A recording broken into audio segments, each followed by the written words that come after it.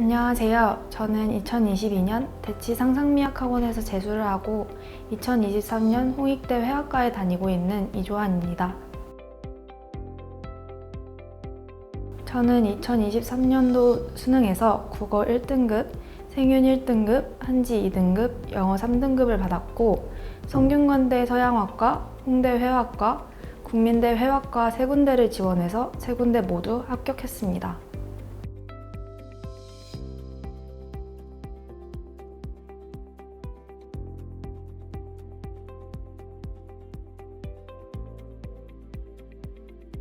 현역대의 결과를 인정할 수 없었습니다.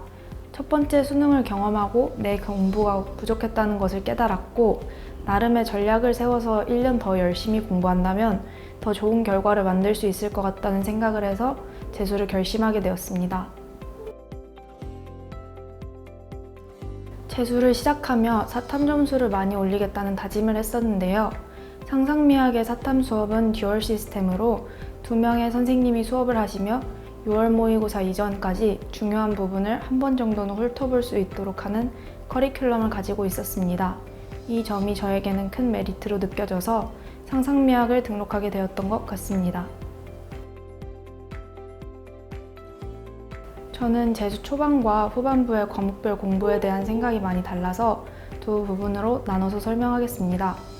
초반에는 국어는 운이 중요한 과목이고 사탐은 암기로 해결할 수 있는 과목이라고 생각했습니다. 그래서 국어 목표를 문학과 언매만이라도 다 맞기라고 정하고 문학에 집중해서 공부를 했습니다. 제종 정규 수업에서 문학 개념을 탄탄히 잡아주셨기 때문에 국어 공부는 정규 수업과 복습, 수업 과제, 매산비 정도로만 했었습니다. 그 이외 시간은 전부 사탐 공부를 했었습니다.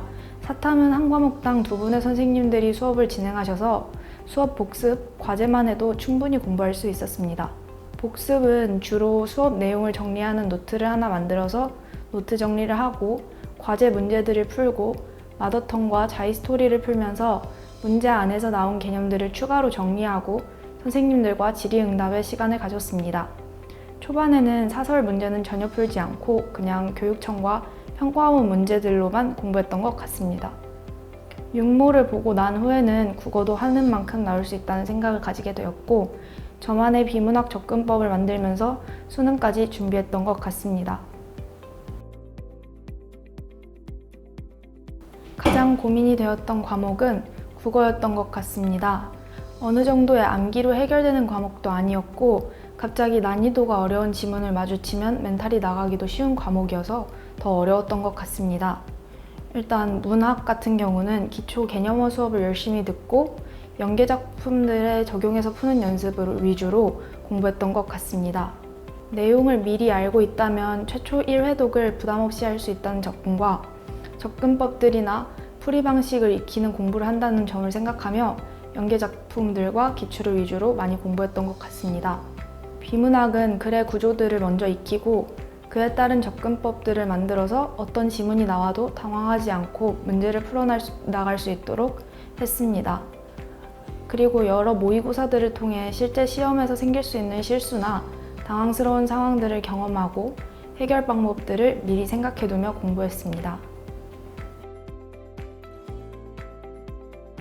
일단 실제로 집중해서 공부하는 시간이 많이 늘었던 것 같습니다. 공부에 몰입해서 공부만 할 수 있는 환경에서 시간 단위로 학습 계획을 세워 공부하며 공부의 효율이 많이 올라갔던 것 같습니다. 규칙적인 생활을 하다 보니까 컨디션을 꾸준히 유지할 수 있었고 이 점도 공부의 효율에 영향을 많이 끼쳤던 것 같습니다. 9월 모의고사쯤에 슬럼프가 어떤 게 기억이 납니다. 코로나로 일주일 동안 격리하고 돌아와서 다시 공부를 하려고 하니까 낯설어서 멘탈이 많이 흔들렸던 것 같습니다. 뭔가 다른 걸 하기보다는 공부에 더 집중하려고 노력했었던 것 같습니다. 공부에 더 집중하고 모의고사를 하나 더 보려고 노력하고 담임쌤과 피드백을 하며 평소에 제 루틴을 다시 익숙하게 만들며 멘탈 관리를 했던 것 같습니다. 노력한 만큼 결과가 나오는 시험인 것 같습니다. 물론 공부 쪽으로의 노력도 있겠지만 멘탈이나 컨디션 관리까지의 노력도 필요한 시험이라고 생각됩니다. 너무 복잡하고 힘들게 느껴질지 모르지만 내가 열심히 노력한 만큼의 결과를 받아낼 수 있도록 1년을 살아간다면 충분히 원하는 결과를 얻을 수 있는 시험이라고 생각합니다. 일단 선생님이 하시는 말씀을 잘 듣는 게 중요한 것 같습니다. 오랜 입시 경험에서 나오는 조언들이기도 하고 그 시기에 꼭 필요한 것들에 대해서 말씀해 주시는 경우가 많습니다.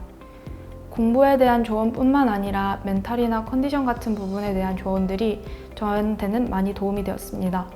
물론 잔소리처럼 느껴질 수도 있지만 정말 중요해서 하시는 말씀들이니 잘 들어두면 좋을 것 같습니다. 저는 국어 성적을 제일 많이 올렸다 보니까 그거에 대해서 말을 하고 싶은데요. 전략을 잘 세우는 게 중요하다고 말하고 싶습니다. 처음에는 안정적인 3등급이 목표였다가 2등급, 1등급을 목표로 하게 되었는데요.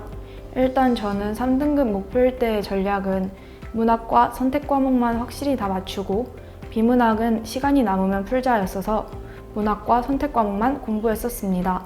이후 안정적인 3등급이 나와서 문학과 선택 과목은 적당히 감 떨어지지 않게 유지하며 비문학을 추가로 공부하고 실수를 줄여서 2에서 1까지 올 수 있었던 것 같습니다. 저랑 똑같지 않더라도 본인에게 맞는 전략을 잘 세우고 수정해 나가면서 공부를 한다면 좋은 결과가 나올 수 있을 것 같습니다. 첫 번째 담임 선생님이셨던 김정락 선생님께 감사드리고 싶습니다. 일단 처음 재종반에 들어와서 어렵고 힘든 게 많았는데 공부하는 루틴을 초반에 잘 잡아주셔서 끝까지 잘 마칠 수 있었던 것 같습니다. 피드백 때마다 매번 칭찬해 주시고 잘할 수 있다고 격려해 주셔서 점점 더 자신감을 가지고 공부할 수 있었습니다. 초반에 의욕이 과해서 집에 가서 밤늦게까지 공부를 했던 적이 있는데 그때는 집 가서는 차라리 잠을 자고 학원에 와서 더 집중해서 공부하는 걸로 충분하다는 조언을 해주셔서 그때 컨디션 관리에 많이 도움이 되었습니다. 학원에 와서 더 몰입해서 공부를 할 수 있었습니다. 감사합니다. 상상미학이란 나의 인생의 버스다 라고 생각이 듭니다. 나를 생각하는 목적지로 내려준다는 점에서 버스라는 말이 생각난 것 같습니다. 또 조별과제에서 팀을 잘 이끌고 좋은 결과를 만드는 경우 버스를 태운다 라는 말도 있듯이 상상미학이란 버스를 타고 좋은 결과에서 내린 것 같다는 생각이 듭니다.